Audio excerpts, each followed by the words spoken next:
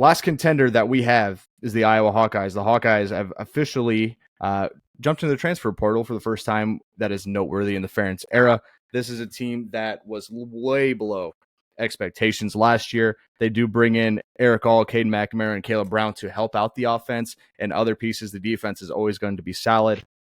What are you going to get out of this Iowa football team? Do you guys want to say anything first, then I'll kind of go on my spiel, or do you want me to just take over? Yeah, let's flip sides. I'll start.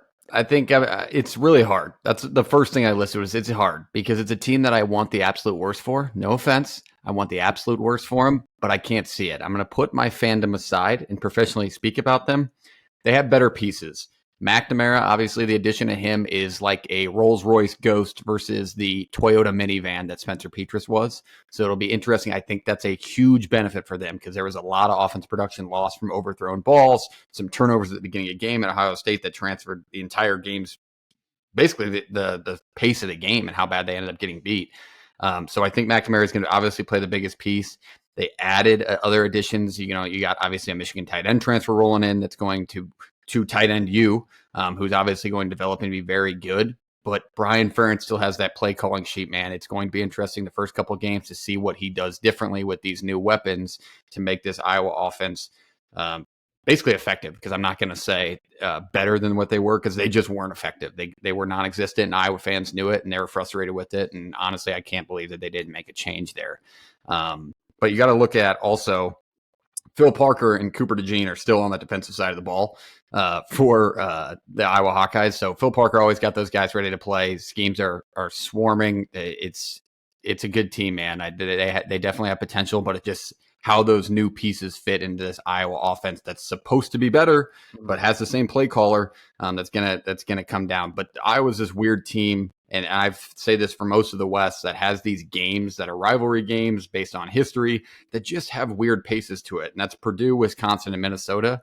Teams that it really doesn't matter if you're having an up or down year or if you're better or not. It's going to be a close game or a game that you could catch you by surprise. Point being when I was ranked number 2 in the country and Purdue rolls in and beats them handily. So it's just those weird games that Iowa has that they have to win to then take that next step. Yeah, they got their 2 hardest games on the road this year. I mean, they go to Penn State and then at Iowa State. Just kidding, Jacob. They go to Wisconsin. They got Penn State, Wisconsin on the road. Those are probably their 2 toughest games. Otherwise, they get everybody else at home that you want. Michigan State's the spot where there could be a slip up or whatever. They're Illinois in there as well, but I think their 2 hardest games are on the road. But I still think it's a team where, like you just mentioned, they still have that same defensive coordinator. They also the people love to talk about this for their team because that was their exciting last year. Was they have probably one of the best punters in the country. So he's a guy that can pin a team deep, and with that defense, get stops. And now if that offense can just do anything different than what they did last year, they have a very good shot at taking care of the West and being a team that can be at the shot at the end of the year. So, Shaver, you want to jump in on this? Yeah, actually, I'm not really going to jump in the namesake and personnel. I'm going to actually give you 2 questions, and I want you to lead off with it. All right. First thing, offensively, you want to talk about the quarterback position. You want to talk about, everything that happened last year. But where do you take that next step offensively? And I think you can agree with me, Jordan. It's the offensive line. I mean, you bring back all 5 starters. It's a group that historically has always been solid in the Ferentz era, and maybe that's the new era with transfer portal or whatever it may be. But this is a group that's got to take that next step. And I want your thoughts on that. But then defensively, I think this team is going to be fine. The personnel is there. The production's back. You know what you're going to get out of a Phil Parker defense. But I think they're going to take a step back. I think that's safe to say because last year they were historically good, especially creating turnovers and getting touchdowns that way. It's going to be almost impossible to replicate that again this year. In that, it's not going to say that they're not going to be a good defense. It's just saying that it's going to be almost impossible to replicate how good that defense was last year. So it all relies on, can the offense just take a little bit of a step? And let's talk about it. Talk about the offensive lines first, Jordan. Yeah, and for some reason, I understand why majority of the country and other people who aren't paying attention to this team want to blame play calling and they want to blame quarterback play only. And Peacher's caught a lot of flack, and rightfully so at times. But when I'm walking into Kinnick Stadium to play Iowa State and the kid's warming up and I already have fans yelling at him, telling him to figure it out, I'm going to get a little pissed off because it's like he's on your side. What are we doing? Why are we wanting him to have a bad game? Anyway, I think a lot of the flack at Brian Ferentz has to do with he was, with the offensive line for a couple of years, and that's what he did. And then he helped with the quarterbacks last year. We have to remember that he probably wants to open it up a little bit more than he has, but Kirk's not going to let him. He has to stay in the complementary phase of where this football team plays, right? There's a bend but don't break defense. It's an offense that controls the football. It controls field position so they can score points that way and just control the way the game is played.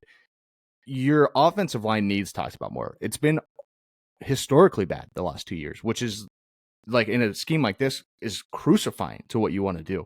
But here's where I think the light comes is that you get a higher ceiling in McNamara. You're going to get a guy who can escape the pocket and make a little more things happen, be more consistent throwing the football. You're going to get another tight end to complement Luke Lachey, who's already on one side, who's probably going to be an all Big Ten guy. If not first team, he's going to be second team all offense.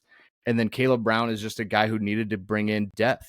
From what I understand out of their fall scrimmage, that Seth Anderson and a couple other pieces on the edges are everything that they were cracked up to be, whether he came from a Division II school or not, right?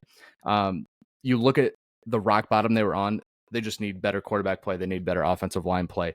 This team is going to have a good stable of running backs. Caleb Johnson is a stud. LaShawn Williams is a stud. They will be just fine there. Can they get to a point where the offensive line play gets back to maybe right at average or above average where I was used to having teams? Defensively, the DBs are disgusting. Wampa, Schulte, DeJean, I think they're going to be just fine on the back end. The linebacking core is interesting. You have to replace 3 guys. And Jack Campbell in top 2 Iowa linebackers of all time. Guy was an absolute unit. But you get guys like Jay Higgins and you bring in Virginia transfer Nick Jackson, who I think are going to fit very well into what they want to do. The defensive line is super deep, and very, very, very talented. Joe Evans, Logan Lee, Deontay Craig, just to name a few guys that are going to be very sound players in that scheme.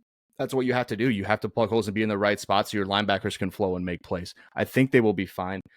And to kind of cap all this off, like, it's Big Ten West or bust. You're playing in Indianapolis, or this is a season that went down the drain. And that's whether McNamara plays or it doesn't, or he, misses a couple of weeks for whatever reason. He's maybe taking a little more time to get back from the injury.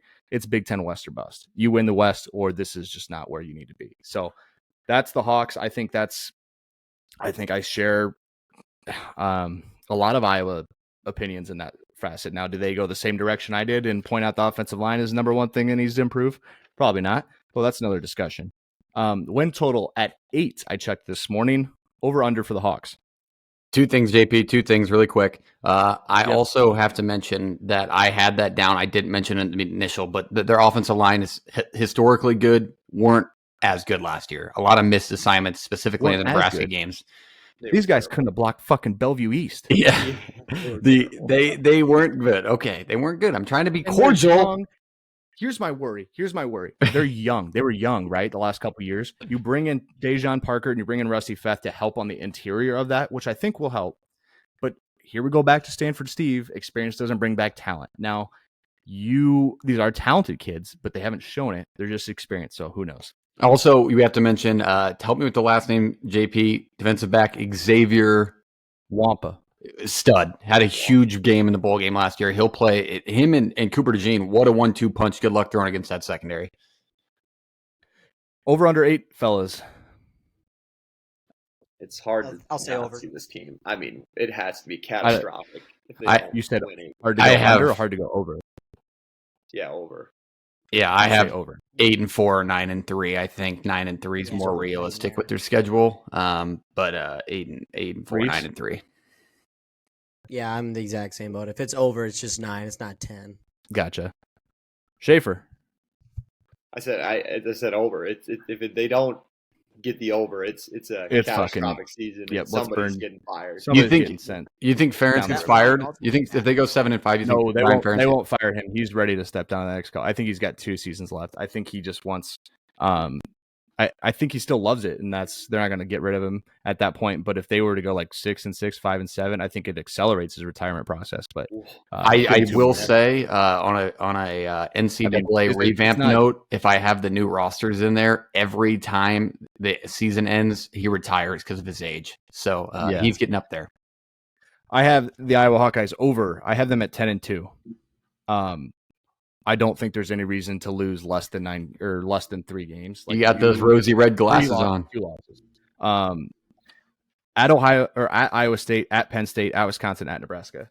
Those are the ones I have outlined. You're not getting a very good team at Iowa State. You're not sure where you're getting out of Nebraska. That could be a really good team. It could be a bad team. It could be an average team, but it's still at Nebraska. At Wisconsin is going to be tough, and it's hard for me to see them winning at Penn State. So 10-2. There's no reason you don't go 10-2. You get Illinois at home and Minnesota at home. Those are the other 2 you worry about. Not worried about them. Those are those weird games. Those are those weird games, Jordan, with those teams. It'd be really weird. That was mentioned. They got a favorable schedule. I'll agree with that.